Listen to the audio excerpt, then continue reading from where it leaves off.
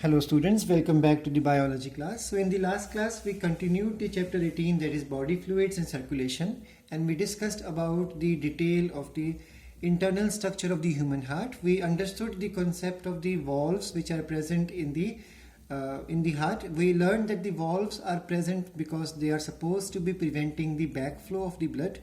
We understood about the chorda tendineae, papillary muscles, columnae carneae, as well as the musculi pectinati.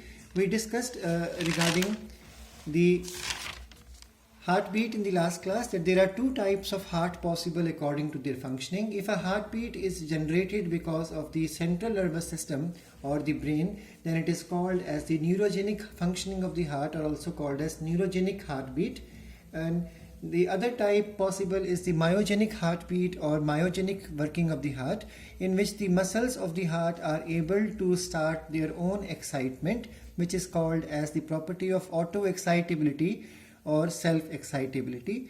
We learned in the last class that the positioning of the heart is in such a manner that it is present in the center, in the mediastinum, but its tip is slightly tilted towards the left side, so it appears to be like our heart is on the left side.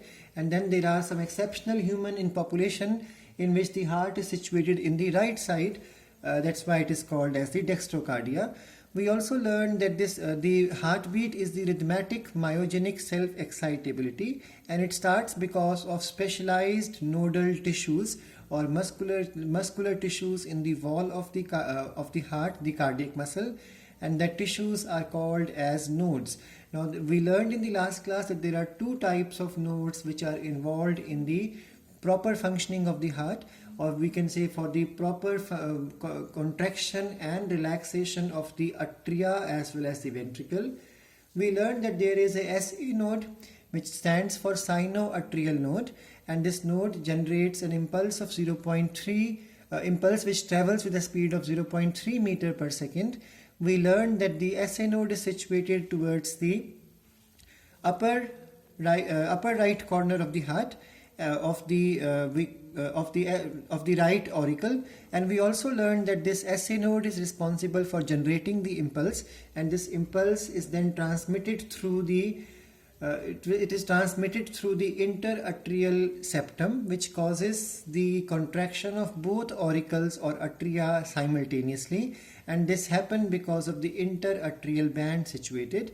And then by the time from there the impulse reaches the left corner, lower corner of the right atrium, where the AV node is present. We learned in the last class that SA node generates it, so it is called as pacemaker, and AV node maintains it, so it is called as the pace setter. We learned in the last class that SA node is able to generate 70 to 75 impulse per minute, and AV node is able to generate somewhere close to 40 impulses per minute. We learned that the AV node then transmitted the impulse through the AV bundle through which it happened to come out of the atrioventricular septum, and it reaches the interventricular septum, and finally it comes out in the form of bundle of His, which consists of left and right bundle branches along with the Purkinje fibers, and this is responsible for contraction of the muscles of both ventricles together, which is called as the systole of the ventricle.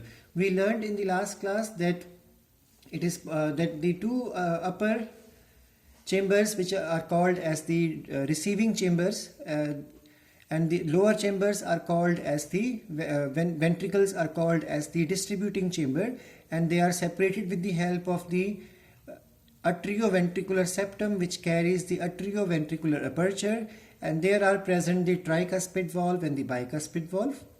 And we also learned that from the ventricle the blood would be shifted towards the lungs with the help of pulmonary aorta or artery, and it is distributed throughout the body from the left ventricle with the help of systemic aorta. Both of these main arteries at the point of origin from the heart carries the semilunar valves. These valves are for stopping the backflow of the blood. We also learned that there are people in which there are irregularities in the heartbeat, and irregular heartbeat is called as arrhythmia, and if there is an increased heartbeat it is called as tachycardia, and decreased heartbeat is called as the brachycardia. We learned in the last class that the pulse is the rhythmic throb that is felt in the arteries, superficial arteries, for example radial artery, and this pulse is because of the pumping of the blood into the systemic aorta from the left ventricle, and this happens to travel in the form of waves throughout the length of the arteries, and it can easily be measured also per minute.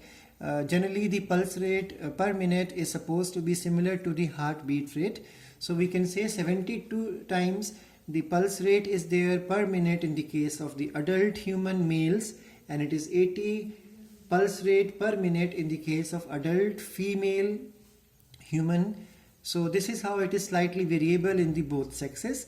So this much we covered in the last class. Now students, today the topic we are going to start is the cardiac cycle. Cardiac cycle is basically the activities which take place in the atria and the ventricle in a simultaneous as well as the alternate matter, which happens to go into cyclic pathway and requires 0.8 seconds.